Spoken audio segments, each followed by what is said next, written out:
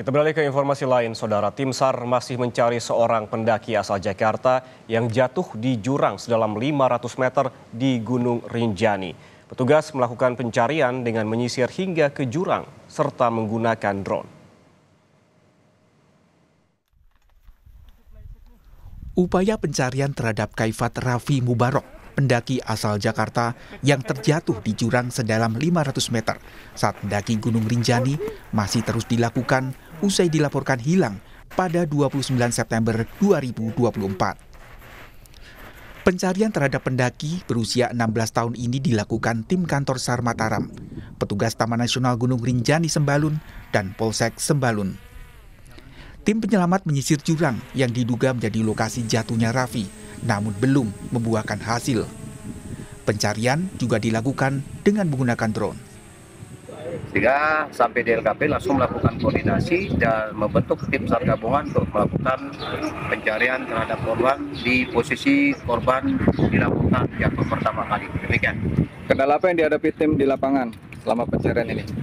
Untuk kendala yang kami hadapi di lapangan adalah pertama faktor cuaca, Pak. Karena faktor cuaca di Gunung Rinjani ini tidak bisa diprediksi dan berubah-ubah. Itu yang pertama. Yang kedua, berkaitan dengan koordinat korban juga dari laporan korban ini juga masih berubah-ubah sehingga ini sangat mempersulit kami untuk melakukan pencarian yang maksimal di lapangan. Demikian. Sebelum hilang, Raffi diketahui turun bersama salah satu rekannya bernama Reza. Namun tim SAR hanya menemukan Reza yang selamat karena berpegangan pada batang pohon. Mana korban atas berinisial KRM terlebih dahulu jatuh. Selanjutnya korban yang selamat atas nama MAZ juga terjatuh. Namun korban yang selamat berinisial MAZ ini sempat memanggil-manggil nama korban namun tidak ada jawaban. Saat itulah sehingga KRM langsung naik menuju ke tempat jalan yang tempat dia jatuh dan meminta bantuan kepada petugas TNKR yang ada di sana. Korban jatuh dalam Pada 3 Oktober 2024 di jalur yang sama, seorang pendaki asal Rusia bernama Vladimir juga mengalami kecelakaan. Vladimir jatuh di sekitar pos 2 jalur pendakian Sembalun di daerah Kalimati. Vladimir yang mendaki secara ilegal diduga terjatuh saat berusaha menghindari petugas jaga di sekitar pos 2. Pendaki asal Rusia ini akhirnya ditemukan sehari kemudian dan langsung dibawa ke RSUD Selong untuk dirawat. dia mendaki di jalur yang tidak resmi. Akhirnya sampai di pos 2, dia diantar sama ojek. Dan waktu saat mendaki terjatuh di sekitar pos 2. Nah, akhirnya dia WA yang ngantar dia tuh langsung yang ojeknya tuh sampaikan ke tim TNKR, ngajak polisi dan puskesmas untuk mengevakuasi dia. Terkait 2 insiden dalam waktu berdekatan ini, kantor SAR Mataram mengimbau agar calon pendaki wajib lapor ke petugas serta melakukan persiapan matang sebelum mendaki ke Gunung Rinjani. Tim Liputan Kompas TV. Lalu seperti apa perkembangan upaya pencarian terhadap pendaki yang hilang di Gunung Rinjani? Kita akan berbincang dengan Kasih Operasi dan Siaga Kantor SAR Mataram, Saidar Rahman Jaya. Selamat siang, Pak Saidar. Selamat siang, Pak Haris. Ya, siang. Pak Saidar, ini telah seminggu tim SAR mencari keberadaan dari Raffi, merupakan pendaki yang jatuh begitu di Gunung Rinjani. Sesungguhnya seperti apa saat ini? Apa saja upaya yang telah dilakukan tim SAR dan perkembangannya seperti apa terkait dengan pencarian?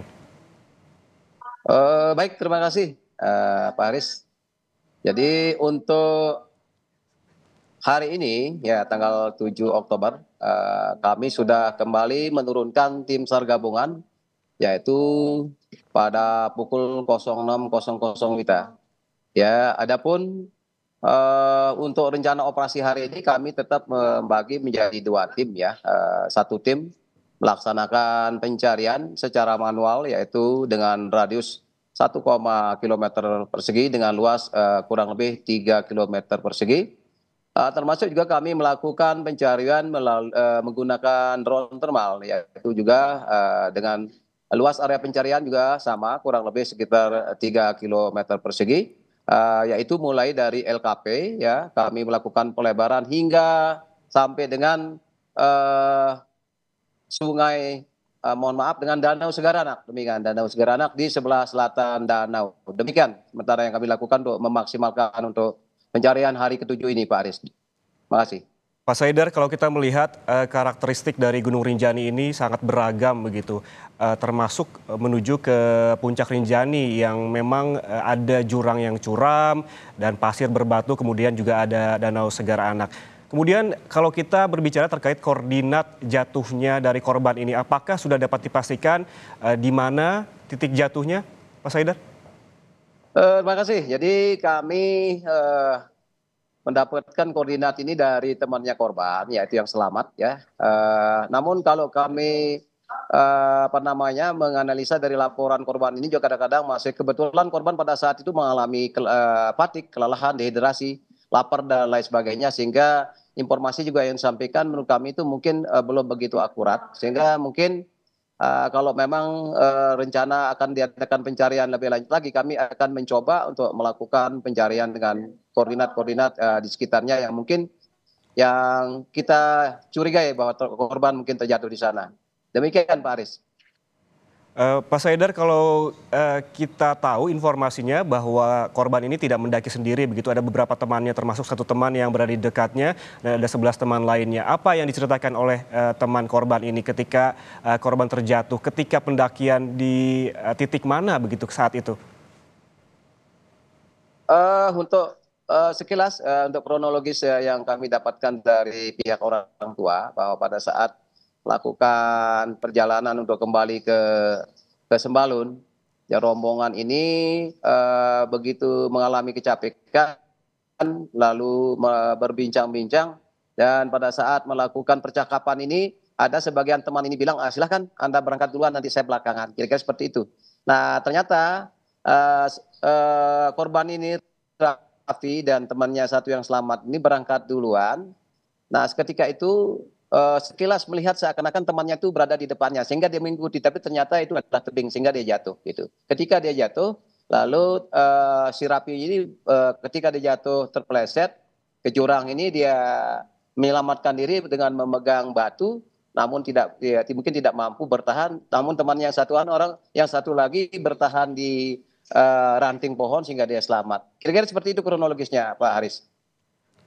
Sudah 1 pekan pencarian dilakukan, kira-kira hingga kapan Pak pencarian ini akan terus dilanjutkan? Kalau sesuai mengacu dari SOP kami, hari ini ada terakhir Pak Aris, hari ini kami sudah, makanya hari ini kami betul-betul menurunkan secara maksimal tim SAR gabungan, ya, yang terdiri dari berbagai macam instansi, yaitu dari TNGR, ya, SAR unit Lombok Timur, terus ada dari Polsek Sembalun, ada juga dari Koramil Sembalun, dan ada dari porter dan guide serta dari masyarakat setempat. Dengan koordinat tadi apa yang sudah saya sampaikan, dengan rencana operasi tetap yang saya bagi menjadi 2 itu kami akan maksimalkan. Mudah-mudahan juga dengan kami merangkul dari pihak korban, kebetulan kemarin malam datang juga kembali melakukan kembali ke Sembalun ini untuk turut melakukan pendakian dan pencarian dan untuk menunjukkan lokasi yang sebenarnya. Demikian Pak Aris. Baik Pak Saidar, terakhir, apa sebetulnya kendala yang dihadapi oleh tim SAR? Apakah terkait medan yang memang berat begitu atau terkendala cuaca? Betul sekali Pak Aris. Kendala yang paling utama adalah masalah cuaca. Dan mempengaruhi pada rencana operasi, termasuk terbangkan drone melalui udara ini paling banter itu dari jam 6 mungkin sampai jam 8 atau setengah 9 itu sudah tidak bisa diterbangkan lagi karena faktor cuaca. Masuk dengan kami melakukan